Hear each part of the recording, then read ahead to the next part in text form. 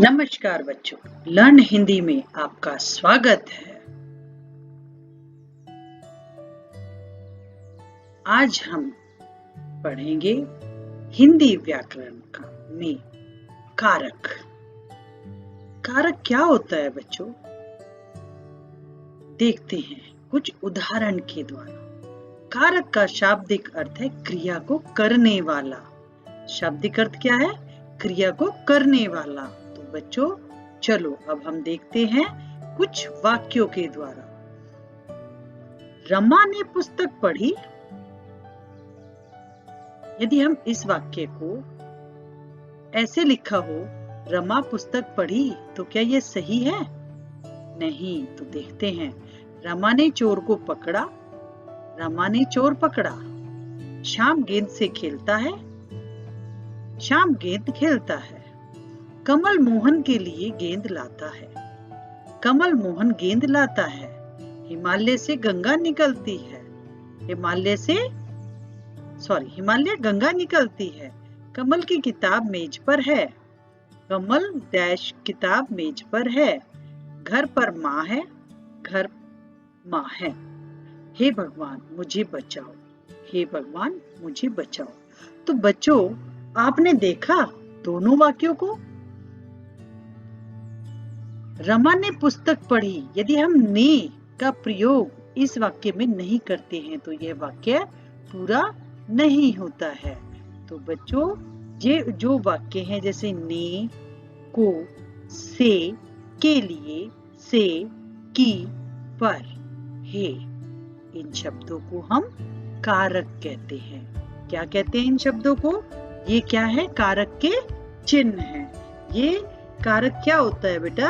वो संबंध बताता है। संज्ञा या सर्वनाम का वाक्य की क्रिया से और वाक्यों से उनका संबंध बनाता है, जिसकी वजह से हमारा जो वाक्य है वो पूरा होता है और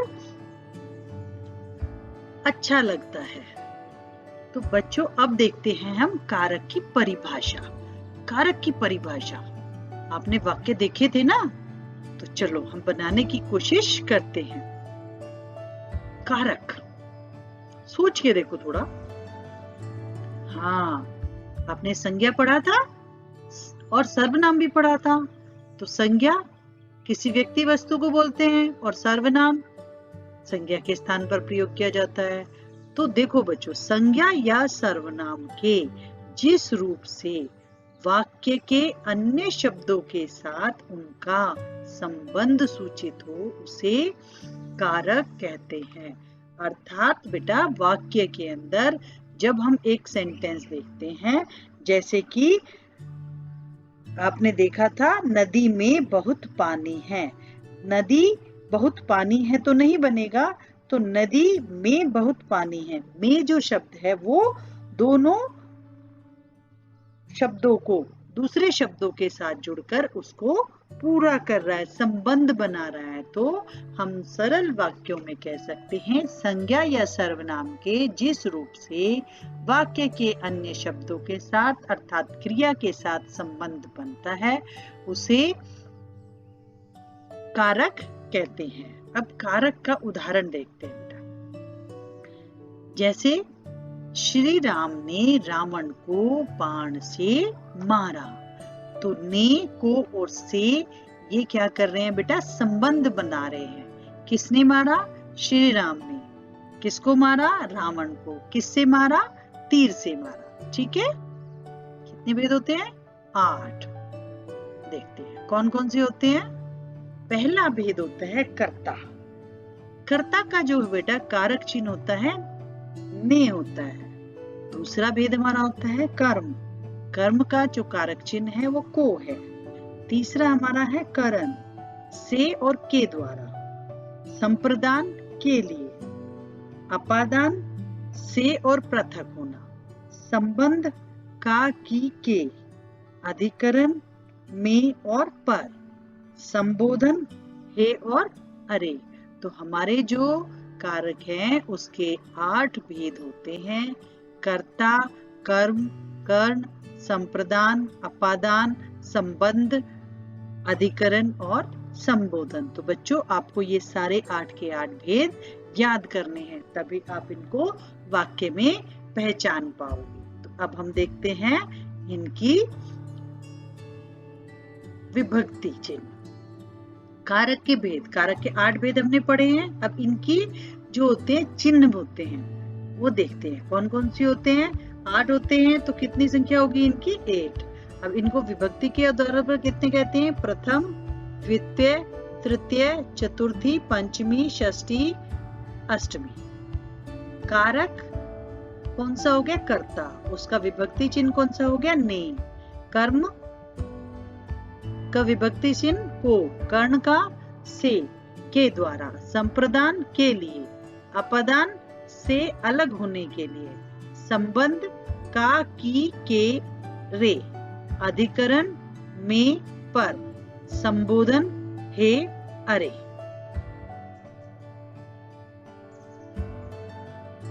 तो बच्चों अभी हमने पढ़ा कारक और कारक की विभक्ति। अब इनसे वाक्य देखते हैं। कर्ता ने, रमा ने पुस्तक पढ़ी। आपने पहले देखा था ना ये वाक्य।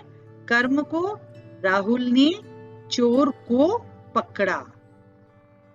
कर्ण से, श्याम गेंद से खेलता है, यानी गेंद के द्वारा खेलता है ना, संप्रदान।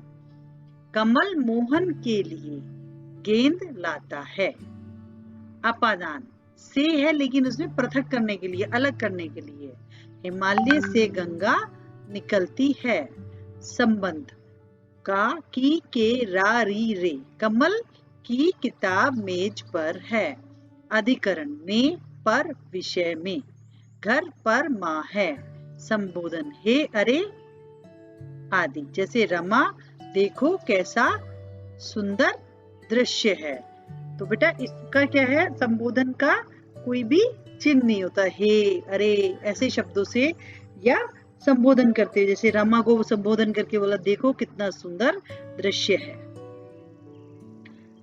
अब हम जो ये 8 भेद हैं बेटा, उनकी डेफिनेशन, उनकी परिभाषा पढ़ेंगे। कैसे पता चलेगा कि ये क्या है?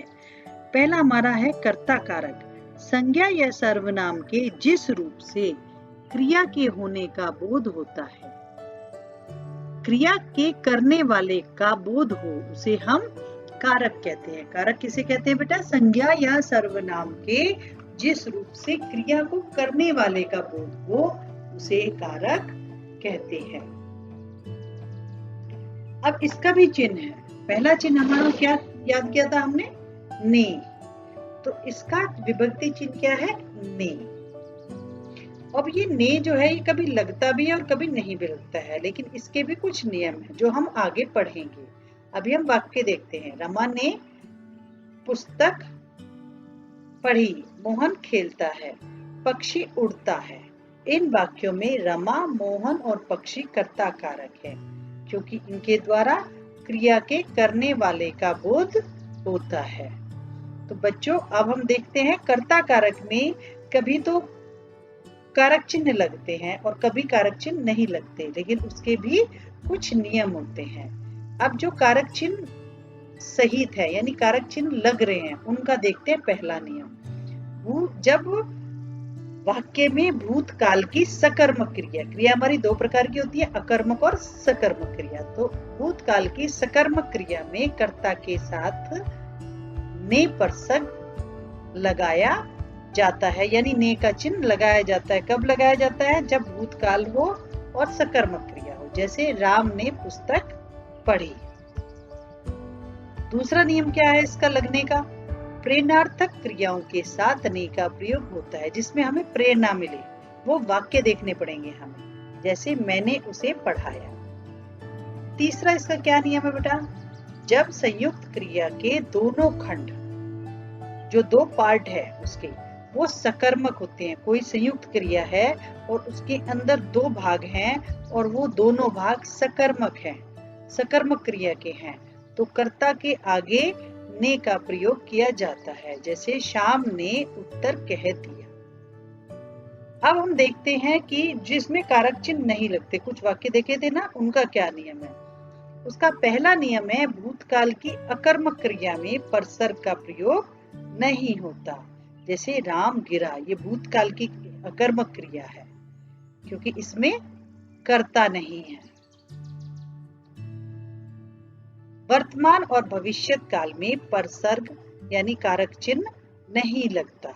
जैसे बालक लिखता है।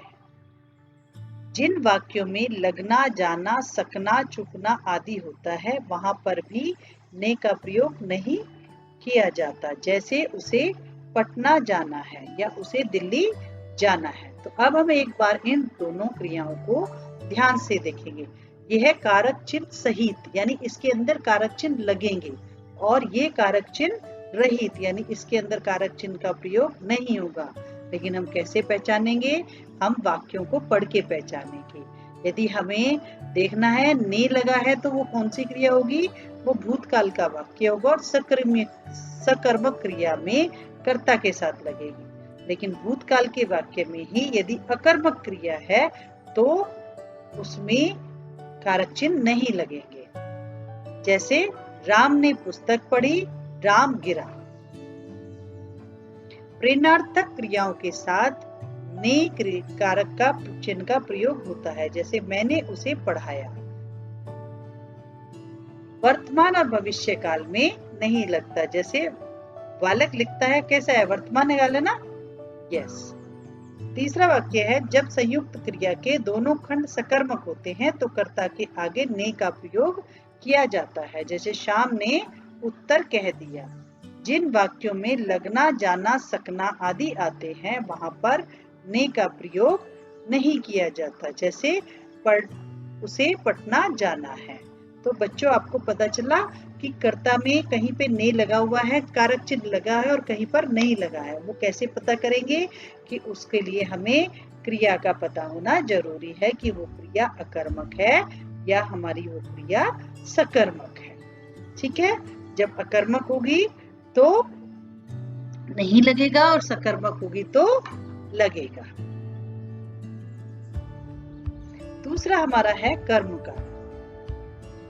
कर्म कारक संज्ञा या सर्वनाम के जिस रूप पर क्रिया का प्रभाव या फल पड़े उसे कर्म कारक कहते हैं। जैसे कर्म के साथ को विभक्ति आती है। कौन सी विभक्ति आती है? कर्म का कारक चिन्ह क्या है? को। इसकी यही मुख्य पहचान है। कभी कभी को विभक्ति का लोप भी होता है। जैसे कर्ता कारक में था ना, ने लगता भी है और नहीं भी लगता है। तो बच्चों अब हम कुछ वाक्य देखेंगे। उसने शाम को पढ़ाया। राहुल ने चोर को पकड़ा। लड़की ने लड़के को देखा। राम पुस्तक पढ़ रहा है। कहना और पूछना के साथ से प्रयोग होता है, को का नहीं होता। जैसे राम ने मोहन से कहा। कोई किसी से कहता है या पूछता है तो वहां पे हम क्या लगाएंगे? से लगाएंगे। तीसरा हमारा है कर्ण कारक। कर्ण कारक की परिभाषा देखते हैं। जिस साधन से अथवा जिसके द्वारा क्रिया पूरी की होती है उसे संज्ञा को कर्ण कारक कहते हैं। इसकी मुख्य पहचान है से अथवा द्वारा। हम कुछ वाक्य देखेंगे। श्याम गेंद से खेलता है। आदमी चोर को लाठी द्वारा मारता है। यहाँ गेंद से और लाठी द्वारा कर्ण कारक है। संप्रदान कारक। संप्रदान कारक के लिए जिसके लिए क्रिया की जाती है उसे संप्रदान कारक कहते हैं। इसमें कर्म कारक को भी प्रयुक्त होता है किंतु उसका अर्थ के लिए होता है। यानी को का प्रयोग होता है बेटा, लेकिन उसका जो अर्थ है वो किसके लिए प्रयोग होता है? के लिए प्रयोग होता है। जैसे कमल मोहन के लिए गेंद लाया। हम पढ़ने के लिए स्कूल जाते हैं। माँ बच्चे को मिठाई देती है। उपरोक्त वाक्यों में मोहन के लिए, पढ़ने के लिए और बच्चों को संप्रदान है। अपादान। अपादान का अर्थ है अलग होना, पृथक होना। जिस संज्ञा या सर्वनाम से किसी वस्तु का अलग होना ज्ञात होता है उसे अपादान कारक कहते हैं। कर्ण कारक की भांति अपादान कारक का चिन्ह भी से है, परंतु इसका जो मीनिंग है वो यहाँ पे अलग है। परंतु करण कारक में इसका अर्थ सहायता होता है और अपादान में अलग करना होता है। जैसे हम उदाहरण के द्वारा देखेंगे। हिमालय से गंगा निकलती है, यानी हिमालय से गंगा पृथक होती है। वृक्ष से पत्ता गिरता है, घुड़सवार घोड़े से गिरता है, यानी दोनों अलग हो रहे हैं। इन वाक्यों में हिमालय से, वृक्ष से, घोड़े से अपादान कारक है। नंबर 6 संबंध कारक। संबंध कारक की परिभाषा संज्ञा या सर्वनाम के जिस रूप से एक वस्तु का संबंध दूसरे वस्तु से जाना जाए उसे संबंध कारक कहते हैं। इसकी पहचान है का, की, के। उदाहरणार्थ कमल की किताब मेज पर है, राम का घर दूर है। संबंध कारक क्रिया से भिन्न शब्द के साथ ही संबंध सूचित करता है, यानी दोनों का संबंध बता। कमल की किताब मेज पर है, किताब किसकी है? दोनों कमल और किताब के बीच में वो संबंध दिखा रहा है। राम का घर दूर है, राम का घर, राम और घर में वो संबंध बता रहा है कि वो घर किसका है, वो राम का है। अधिकरण कारक संज्ञा के जिस रूप से क्रिया के आधार पर बोध होता है उसे अधिकरण कारक कहते हैं। इसकी मुख्य पहचान है में और पर। तो बच्चों इसकी क्या पहचान है? में और पर है। अब वाक्य में देखते हैं। घर पर माँ है, घोंसले में चिड़िया है, सड़क पर गाड़ी खड़ी है। यहाँ घर पर, घोंसले में, सड़क पर क्या है? अधिकरण कारक है। तो बच्चों आपको ये सारे याद करने पड़ेंगे।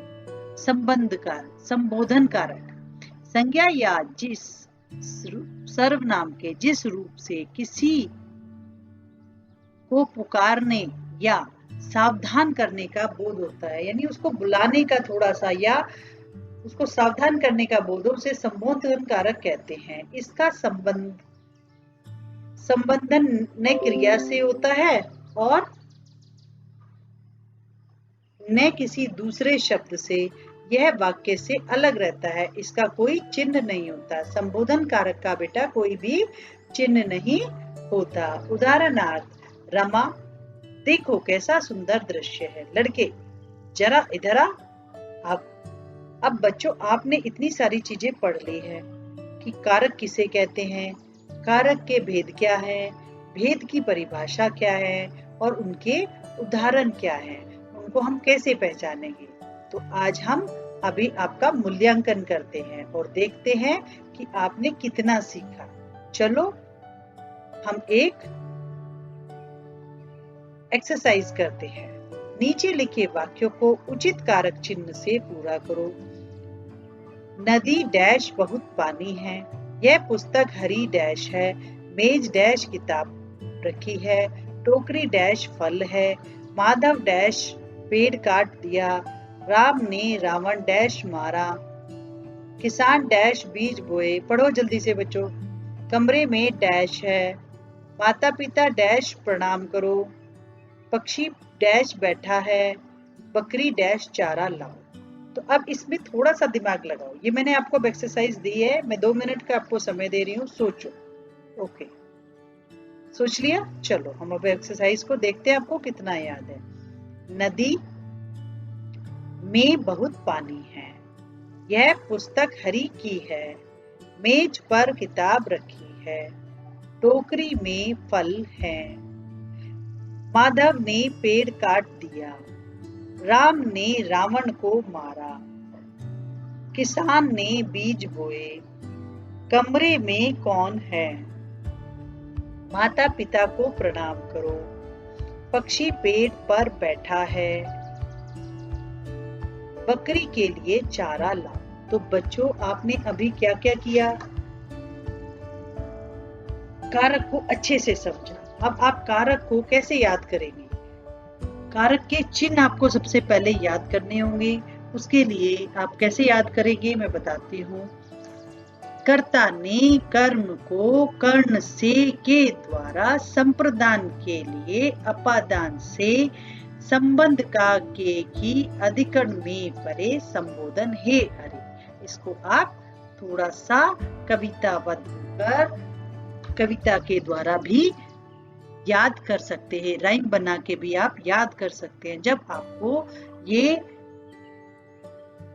भेद याद हो जाएंगे और उसके चिन्ह याद हो जाएंगे तो आपको लगाना आसान हो जाएगा। तो बच्चों, आज हमने कारक की परिभाषा, कारक के चिन्ह और कारक का क्या पढ़ा, भेद पढ़े, उनके वाक्य पढ़े, उनका वाक्य में प्रयोग पढ़ा। मुझे आशा है कि आप सबको बहुत अच्छे से कारक समझ में आ गया होगा। हम खेल खेल में ही कारक को याद करना सीखेंगे। अब इसको आप बार बार लिखकर अभ्यास करेंगे तो आप परीक्षा में आने वाले प्रश्नों को आसानी से लिख पाएंगे। तो बच्चों, यदि आपको यह विषय पसंद आया हो तो इसे लाइक करें, शेयर करें और सब्सक्राइब करें। धन्यवाद बच्चों। फिर मिलते हैं एक नई क्लास में एक नए विषय के साथ। बाय बाय बच्चों।